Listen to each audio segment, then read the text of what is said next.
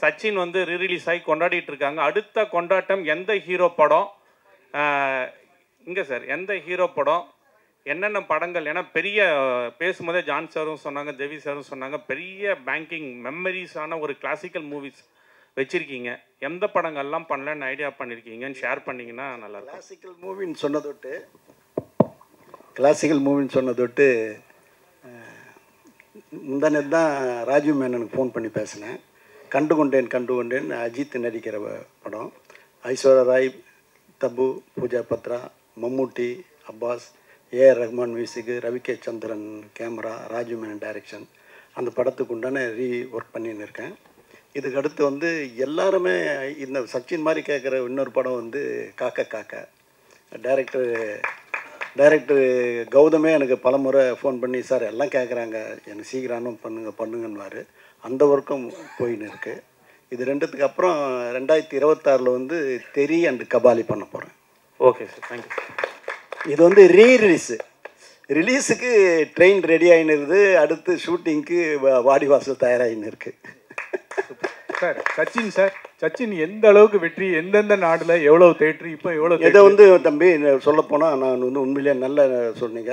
கிட்டத்தட்ட ஒரு 350 தேட்டரு இது ரிலீஸுக்கு ஓப்பனிங் இருந்ததை விட இப்போ ரிலீஸ் இருக்குது. அதுக்கப்புறம் ஷோ இன்க்ரீஸ் ஆகினே இருக்குது, தேட்டர் இன்க்ரீஸ் ஆகி, ஸ்க்ரீனே இன்க்ரீஸ் ஆகினு இருக்குது. இது இங்கித்தி மாத்திரம் இல்லை, ஃபாரின்லேயும் இது நடக்குது. சிலோன்லேருந்து நிறைய ஸ்க்ரீன் கிடச்சிது, அமெரிக்காவில் கிடச்சிது, கல்ஃபில் கிடச்சிது. அது போக வந்து யூரோப்பில், யூகேவில் எல்லா இடத்துலையும் ஏறுது, கனடாவில், ஆஸ்திரேலியாவில் எல்லா இடத்துலையும் ஏறி இருக்குது. அதான் முதல் படத்தில் வந்து எனக்கு வந்து ஒரு ஒரு ஒரு கௌரவமான ஒரு லாபம்னா அந்த மாதிரி ஒரு 10 மடங்கு லாபம் ரீரிலீஸ் கிடையாது. அதனால் இது வந்து கமலா தேட்டர் ஓனர் சொன்னார், என்கிட்ட சொன்னார், அந்த தம்பி இந்த படம் வந்து நிச்சயமாக 50 நாள்லேருந்து 100 நாள் போகும்னாரு. அப்போ எல்லாரையும் வர வச்சு கௌரவிச்சு எல்லாருக்கும் அதுக்குண்டான கௌரவத்தை கொடுக்கணும்னு நான் நினைக்கிறேன். நீங்களும் அதில் one of the part. Sir படம் வந்து நல்லா இருக்குது, ஆனால் சில விஷயம் ஸ்க்ரீனில் பார்க்கும்போது கொஞ்சம் கிளார் அடிக்கிற மாதிரி இருக்குது, கொஞ்சம் எரிச்சலாக இருக்கிற மாதிரி இருக்குது. அதை நீங்கள் பார்த்தீங்களா சார்? அதாவது தம்பி, இதுவரைலாம் எல்லாருமே பார்த்து இது வந்து கண்ணாடி மாதிரி ஜொலிக்குதுன்னாங்க. முதல் குரல் உங்கள் குரல் தான் அப்படி சார். அதுதான் முதல் குரல் உங்களுக்கு தான் தனியாக ஒழிச்சிருக்குது. இது 99 குரல் சரியாக இருந்திருக்குது. அடுத்து சார் அப்புறம் நீங்கள் ரொம்ப நாளாக வந்து சினிஃபீல்டில் இருக்கீங்க, விஜயோட பயணம்லாம் பார்த்துருக்கீங்க. இப்போ வந்து அரசியல் பயணம் எப்படி இருக்கும் சார் அவருக்கு? இது திரையுலக பயணம், அரசியல் பயணம். அவர் வெற்றி அடைய, அவர் வந்து படம் நடிக்க மாட்டேன்னு சொல்லிட்டாரு, அதுக்காக கேட்டேன். அதாவது தம்பி, இது வந்து யூகத்துக்கு பதில் சொல்ல முடியாது இல்லையா? அடுத்துக்கு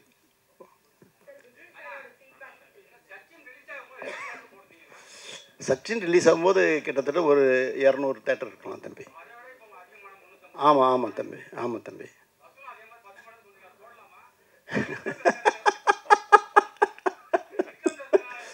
இல்லை, இப்போ எல்லாம் ஒயிட்டில் தான் தம்பி, எதுவுமே இல்லை, தாராளமாக போடலாம் சார். தானு சார் எல்லாம் இன்னொரு ஜெயச்சந்திர பேசுகிறேன் சார். இப்போது நீங்கள் கபாலி ரீரிலீஸ் பண்ணுறேன்னு சொல்லியிருக்கீங்க, பட் கபாலி 2 வந்து பண்ண போகிறேன்னு சொல்லியிருந்தாங்க ஆல்ரெடி. அது ஏதாவது நடந்துட்டுருக்கா சார்? வருமா? இப்போதைக்கு இப்போ சொன்ன லைனப்பில் தான் நான் இருக்கிறேன். அடுத்து வரும்போது சொல்கிறேன் சார். விஜய் சார் பேசினாரா சார் படத்தை? இன்னும் நான் சந்திக்கணும்.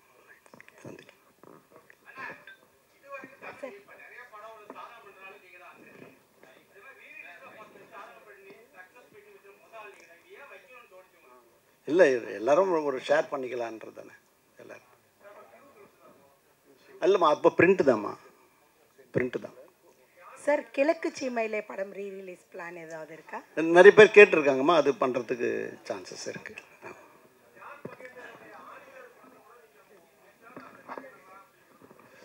அது யார் ப்ரொடியூசர்னு தெரியல, நான் கேட்டுக்கிறேங்க.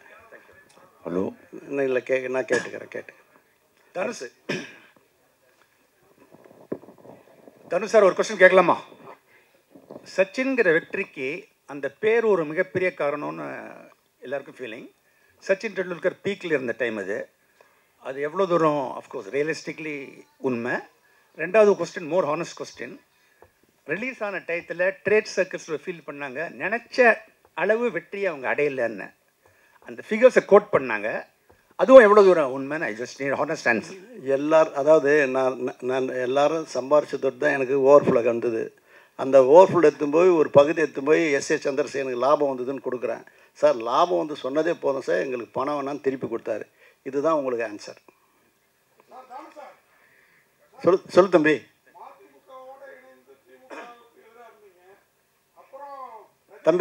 தம்பி அது அரசியல் விட்டுடலாம். சினிமா பற்றி சந்தோஷமாக பேசும்போது அரசியல் தயவு செய்து தம்பி, நான் உன்னிட்ட நான் உரிமை எடுத்து பேச முடியும்.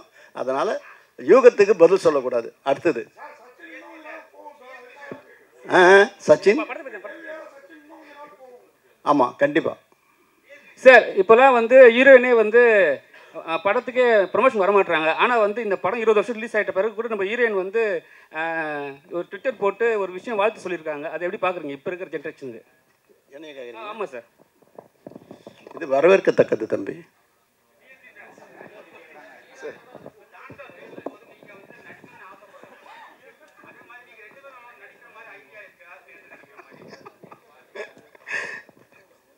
ஆமாம் சார், தானு சார் ரொம்ப வருஷம் முன்னாடி கேட்டிருந்தாரு. ஐ மீன் நிறைய படங்கள் அந்த மாதிரி ஆஃபர் வந்திருக்கு. அது பற்றி ரொம்ப இறங்கி யோசிக்கல. அது இசை நல்லா இருக்குன்னு அப்படியே போயிட்டே இருக்கும்.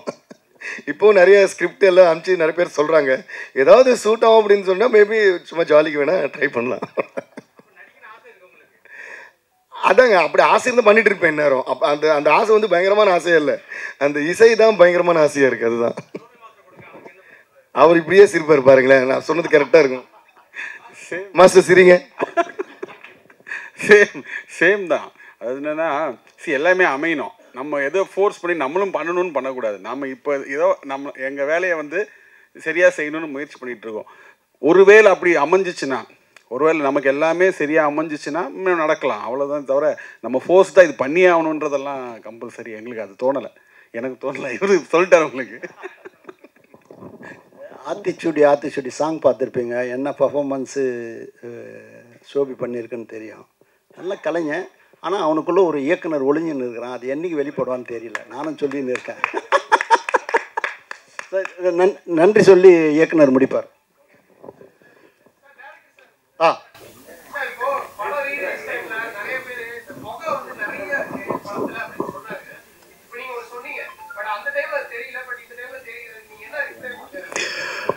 இல்லைங்க, நாங்கள் ஆக்சுவலாக என்னென்னா இந்த புகைன்றது ஆக்சுவலாக ஒரு சர்ரியலிஸ்டிக்காக பண்ணலாம்னு சொல்லிட்டு தான் ஜீவாசுரன் நாங்களும் பிளான் பண்ணது ஒரிஜினலாக. இப்போ சர்ரியலிசம்ன்றது கொஞ்சம் நேச்சுரல் அப்படி இருக்காது, கொஞ்சம் மிகைப்படுத்தி கொஞ்சம் பண்ணலாமே ஜான்.